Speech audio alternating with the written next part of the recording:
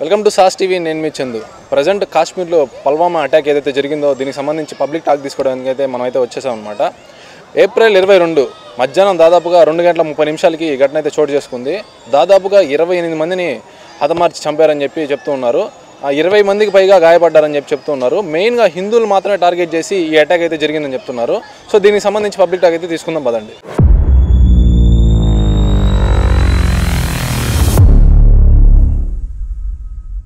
So Pahalgam attack ఏదైతే ఉందో దీని గురించి మాట్లాడేందుకు మనతో పాటు డాక్టర్ శివకార్తిక్ గారు ఉన్నారు. వారితో మాట్లాడే ప్రయత్నం చేద్దాం. సార్ నమస్కారం. సార్ నమస్తే అండి. నా పేరు డాక్టర్ పెళ్ళూరు శివకార్తిక్ అండి. నేను మా సొంత క్లినిక్ శాంతి క్లినిక్లో జనరల్ సర్జన్గా ప్రాక్టీస్ చేస్తున్నాను.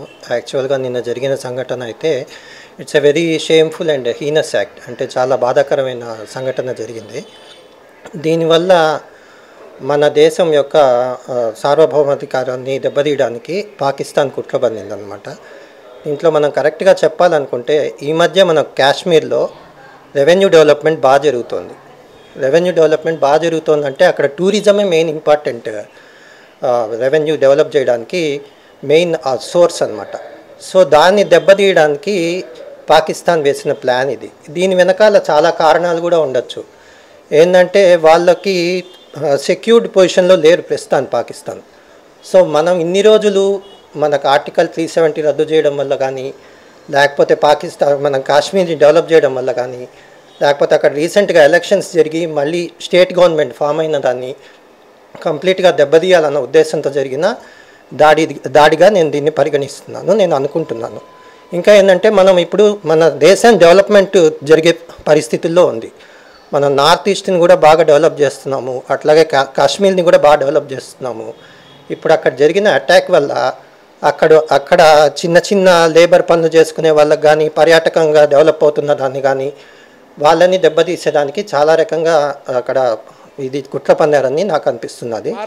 కానీ ఒక్కటైతే మీకు క్లియర్గా చెప్తున్నాను, మా మోడీ గారు నిన్నే చెప్పారు, ప్రపంచం నివ్వెరపోయేలాగా మీకు ప్రతి దాడి ఉంటుంది అని ఛాలెంజ్ చేశారు. ఇక్కడ ఉండేది అమిత్ షా, మోడీ. మీరు అనుకుంటారేమో రాజ్నాథ్ సింగ్ వీళ్ళు ఒకరి మాట వినే రకం కాదు. మీకు త్వరలో ఉంటుంది, మీ ఫోటోలు కూడా వచ్చున్నాయి బయటికి. దీనికి మీరు ఏ రేంజ్లో ఉంటుందంటే, మీకు ఒక న్యాయవాదిగా నేను చెప్పకూడదు కానీ మిమ్మల్ని పబ్లిక్గా మీకు ట్రీట్మెంట్ ఇవ్వాలి. వాళ్ళు మీరు ఎలాగైతే ఫ్యాంట్ ఉడదీస్తారో నేను అనుకుంటున్నాను, జనాభా కాదు, ఫ్యాంట్ ఉడదీసి మీరు ఎలాగైతే చంపారో దానికంటే ఘోరంగా సుప్రీంకోర్టు అనుమతి తీసుకొనైనా సరే మిమ్మల్ని వీడియో పెట్టి ముక్కలుగా నరికినట్లయితే నెక్స్ట్ ఇంకోటి ఎవడైనా గన్ పట్టాలి, ఉగ్రవాదం చూపించాలనుకుంటే ఉచ్చపడాలి నా కొడుకులకి. అందుకని మార్పు కూడా రావాలి. మన భారతదేశాన్ని గౌరవిస్తూ, రాజ్యాంగాన్ని గౌరవిస్తూ కొన్ని చేయకూడదు అనుకుంటాం. హిందువులు ఇక మీద చేతులు కట్టుకోవటం అనేది మానేయండి. ఎందుకంటే మనం అందరం అంటాం హింస చేయకూడదు, సో పక్క మతాన్ని ప్రేమిద్దాం, పక్క మతాన్ని ప్రేమిద్దాం, గౌరవిద్దాన్ని చేద్దాం. ఇలాంటి దొంగన కొడుకులకి మటుకు ఇలా చట్టపరంగా అనేది కొంచెం నా భావన, ఎందుకంటే ఎక్కువ అవుతున్నాయి.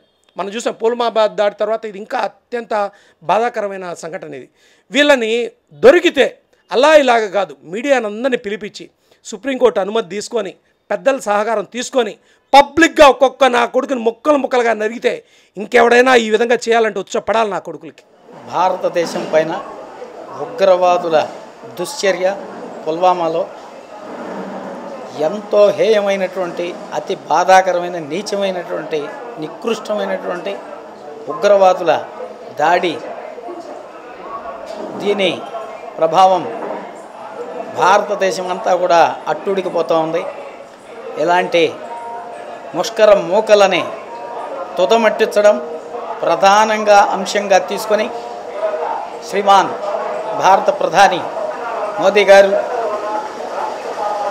అదేవిధంగా గృహమంత్రి రాజ్నాథ్ సింగ్ గారు, వీరందరూ కూడా దీనిపైన చాలా గట్టి నిర్ణయాన్ని తీసుకొని అవసరమైతే పాకిస్తాన్ అంతర్గతంగా చేసేటటువంటి ఈ దుశ్చర్యలకి వాటికి సపోర్ట్ చేస్తూ ఆ మూకలని ప్రయోగిస్తూ భారతదేశం పైన జనహననానికి పాల్పడే ఇటువంటి దౌర్భాగ్యకరమైనటువంటి వాతావరణంలో పాకిస్తాన్కి బుద్ధి చెప్పి సరైనటువంటి నిర్ణయంతో అవసరమైతే యుద్ధం చేసైనా సరే మన యొక్క భూభాగాన్ని, మన యొక్క ప్రజల్ని, కాశ్మీర్ని కాపాడుకోవాల్సిన అవసరం ఇప్పుడు వచ్చింది సమాజంలో, ఈ భారతదేశంలో. అదేవిధంగా రాబోయే రోజుల్లో కూడా ఇటువంటివి ఈ అంతరంగ భారతదేశంలో వేళ్ళూనికి ఉన్న అనేకమైనటువంటి ఈ ముష్కర మూకలు ఈ భారతదేశంలో గ్రామాల్లో, నగరాల్లో ఇక్కడే నివసిస్తున్నారు. వాళ్ళు కూడా రాబోయే రోజుల్లో ఇక్కడ అల్లర్లు చెలరేగ చేసే విధంగా వాళ్ళ ఆలోచనల నుండి అవకాశం ఉంటుంది. వాటిని ప్రభుత్వం, యంత్రాంగం, రక్షణ వ్యవస్థ ముందుగా పసికట్టి వాటికి అత్యంత ప్రాధాన్యతనిచ్చి దేశ రక్షణకి ముందుకు రావాలని కోరుకుంటూ ఉన్నాం. వాళ్ళకి మాత్రం సరైన గుణపాఠం కూడా నేర్పించాలి. ఎందుకంటే చాలా రోజుల నుంచి ప్రశాంతంగా ఉండింది కాశ్మీర్ కూడా, అందుకే టూరిజం కూడా బాగా పెరిగింది. కానీ వాళ్ళు ఈ చర్యల వల్ల అక్కడ ఉండే వాళ్ళకే ఇబ్బంది కలిగిస్తారు. తర్వాత సొంతానికి వాళ్ళకి కూడా నష్టం జరుగుతుంది. పాకిస్తాన్ కూడా ఓన్లీ హిందూస్ మాత్రమే టార్గెట్ చేసి చేయడం అనేది ఎంతవరకు కరెక్ట్ అంటారు? అదే కేవలం వాళ్ళనే ఐడెంటిఫై చేసి హిందువులు మాత్రమే చంపాలని వాళ్ళ అందరినీ అడిగి మరీ ఐడెంటిఫై చేసుకొని, లేకపోతే కల్మా మాట్లాడమని ఏదో ఒకటి చెప్పి వాళ్ళు కావాలని వాళ్ళని కావాలంటే అది కేవలం విద్వేషం, వాళ్ళ మత అహంకారం, అంత కొంచెం కేవలేదు. హిందువుల మీద వచ్చే తీవ్రమైన ద్వేషం. దాన్ని వాళ్ళకి సరైన గుణపాఠం అయితే నేర్పించాల్సిన అవకాశం అయితే ఉంది.